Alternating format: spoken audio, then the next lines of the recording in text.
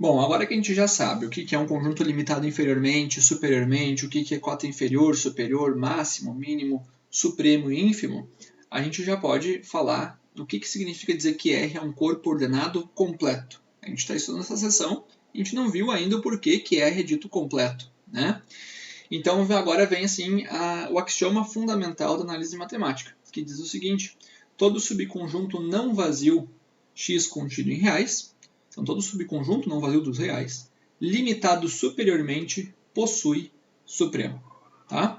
Isso aqui, esse axioma aqui, é o que nos dá o que a gente chama de completeza dos reais ou completude dos reais. Tá? É o que nos diz o porquê que os reais eles são um conjunto, é um corpo completo. Tá? Então isso aqui é o que nos dá a completeza dos reais. Certo? É claro que aqui a gente está dizendo todo subconjunto não vazio limitado superiormente possui supremo, a gente poderia se perguntar, tá, em relação a ínfimo, né, se for um subconjunto não vazio limitado inferiormente, também vai funcionar da mesma forma, tá?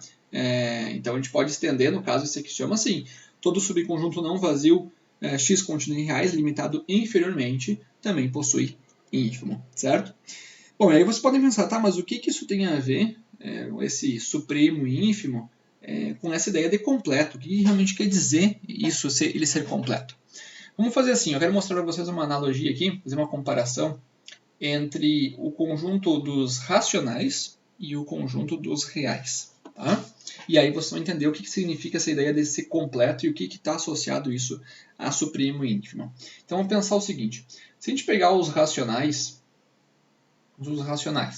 munido aí das operações de adição e multiplicação, e vamos pegar aqui do lado o conjunto dos reais, também munido da adição e da multiplicação, usuais, que a gente conhece. Tá? O que a gente pode dizer sobre esses dois conjuntos aqui, com essas duas operações, é que, bom, os racionais a gente sabe que ele é um corpo. Né? E os reais também a gente sabe que é um corpo. A gente já viu isso? É um corpo porque os racionais e os reais são um corpo porque eles satisfazem aqueles axiomas lá no início que eu mostrei para vocês, né? Existência de elemento neutro, existência de elemento inverso, tá? Comutatividade, associatividade e assim por diante, tá bom? Esses dois aqui, então, enquanto estrutura algébrica, parece sim que eles são iguais, né? Os dois são corpo. Muito bem. Depois a gente viu que os reais, eles são um corpo ordenado. Então a gente expandiu essa ideia e a gente diz assim, olha, os reais é um corpo ordenado. O que significa isso? Significa lá que existia no corpo dos reais um subconjunto R positivo, que era no caso o conjunto formado por todos os números reais positivos, né? que satisfaziam a condição P1 e P2. Quer dizer, a P1 dizia que se tu pegar e somar ou multiplicar dois números reais positivos, o resultado dá um número real positivo. E a P2 dizia que se tu pegar um número qualquer real, ou ele é positivo, ou ele é igual a zero, ou o oposto dele é positivo, né? Ou seja, ele está nos reais negativos. Tá? E os racionais, ele pode ser dito como um corpo ordenado? Também. Então, os racionais também é um corpo ordenado. Por quê? Nos racionais, a gente pode pegar o Q+, que está contido nos racionais, seria o conjunto formado por racionais positivos, e ele também vai satisfazer a P1 e P2. Quer dizer, se tu somar ou multiplicar números racionais positivos, o resultado também vai dar um número racional positivo. E se tu pegar um número racional qualquer, ou ele é positivo, ou ele vai ser o zero, ou então o oposto dele vai ser positivo, e daí ele estaria nos racionais negativos. Tá? Então, esses dois aqui são corpo ordenado. E aí vem a pergunta, tá, mas o que está diferenciando entre eles? Né? O que diferencia aqui é que os racionais é um corpo ordenado completo, enquanto que os racionais não são. Qual que seria essa ideia de completo? Pensa assim, ó. Vamos supor que eu pegue aqui uma reta numérica, tá? Vamos pegar, por exemplo, aí entre o número 1 e 2, só para entender essa ideia. Entre 1 e 2. Entre o 1 e o 2 existem infinitos números racionais, não é mesmo? Então eu poderia aqui pegar infinitos números racionais aqui no meio. Vamos supor que eu desse um zoom aqui, pensando só como se fosse aqui tudo número racional, tá? Tudo número racional. Se eu fosse só olhando para números racionais aqui dentro. Se eu fosse dar um zoom aqui no meio, o que a gente iria ver é que os racionais ele é cheio de buraco. A gente fala assim, né? Uma ideia estranha, mas é como se essa reta aqui estivesse cheia de buracos aqui. Existe um monte de número aqui no meio que não está sendo representado, que não são números racionais. Tá? Repito, existem infinitos racionais, porém existe um monte de buraco, um monte de número faltando aqui no meio. Um número aí, por exemplo, que está faltando, por exemplo, aí poderia ser o raiz de 2, né?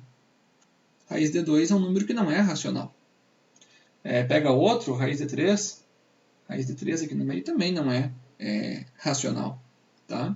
Então a gente diz assim, os racionais ele é cheio de buraco. É como se essa reta aqui, pensando em reta simplesmente colocando números racionais, é como se ele fosse assim, uma esponja, né? Tem um monte de buraquinho ali no meio. Tá bom? A diferença é que isso não acontece nos números reais, né? Se a gente pegar agora uma reta numérica, colocando nela todos os números reais, a gente pode pegar entre o número 1 e o número 2, a gente der um zoom, não vai aparecer esses buracos aqui. Porque o raiz de 2 vai estar aqui dentro, o raiz de 3 vai estar aqui dentro, o número π, né, vai estar por aqui, todos os números irracionais vão estar aqui no meio também. Então diz assim, olha, os reais, a reta real, ela está completinha, ela está completa, quer dizer, não tem nenhum buraco aqui no meio. Essa é a ideia que está associada a ser um corpo ordenado completo. Ele não tem buraco, enquanto que os racionais possuem. Tá? Então aqui a gente diz, ó, o R é um corpo ordenado completo, enquanto que os racionais não é completo, por causa desses buracos que ele tem. E aí de novo vem a pergunta, tá? Mas o que isso tem a ver com o supremo e ínfimo, né? O que isso tem a ver? A ideia seria assim, ó. Vou dar um exemplo para vocês. Vamos pegar um conjunto X da seguinte maneira. Esse conjunto X vai ser formado por todos os números racionais, tal que o X ele é um número positivo, e além disso, o quadrado dele é menor do que 2. E aí pensem, quais são todos os números positivos, racionais, cujo quadrado é menor do que 2? Bom, a gente pode chutar um monte de valor aí e começar a formar esse conjunto, né? O número aí 0.1, 0.2, o número 1, né? 1,1, 1,2, todos eles quando a gente eleva ao quadrado dá menor aí do que 2, tá? Muito bem, então se a gente fosse tentar escrever isso, poderia dizer assim, olha, como ele é um número positivo, a gente pode dizer que são todos os números menores do que raiz de 2, né? Assim. Se a gente pensar isso numa reta numérica, esse conjunto seria assim. Está aqui o 0, está aqui o raiz de 2. Esse conjunto aí ele seria aberto em 0, aberto em raiz de 2, e todos os números aqui no meio pertencem a esse conjunto. Ok? E aí eu pergunto para vocês assim, nos racionais, quem que seria o supremo desse conjunto X? Aí vocês devem pensar, a primeira coisa olha, o candidato a ser um supremo seria o raiz de 2. Né? O raiz de 2 é um candidato.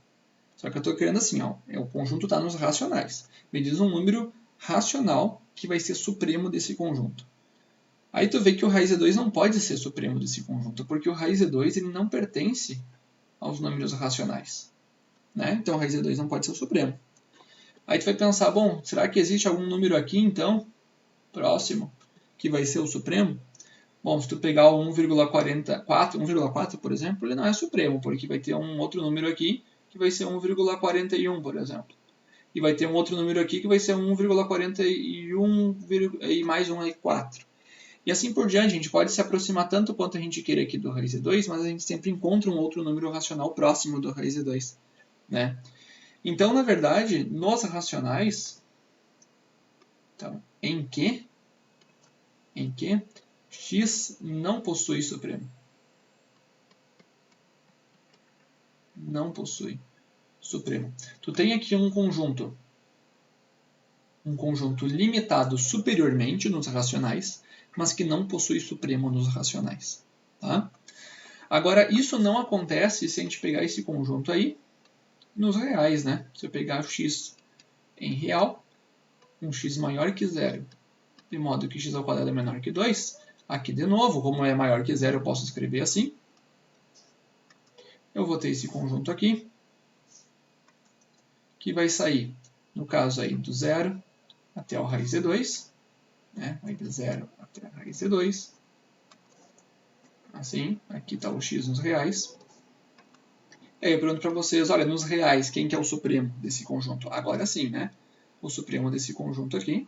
E aqui está, no caso, é um número que pertence aos números reais, né? Raiz de 2. O supremo de x é raiz de 2. Né? E essa é a ideia de por que os reais eles são completos. Então, sempre que tu pega um subconjunto limitado superiormente, tu consegue um supremo, né, que é real. Agora, se tu pega aqui um conjunto limitado superiormente nos racionais, tu não consegue um supremo que ele é racional também, né? Porque o raiz de 2 é exatamente um dos buracos que tem aqui no conjunto dos racionais, certo? Muito bem, para finalizar, nós temos aí então agora uma inclusão aí de conjuntos que a gente conhece, né? Nós temos primeiro aí os conjuntos dos números naturais, ele está contido num conjunto dos números inteiros, nenhum desses aqui é corpo, né?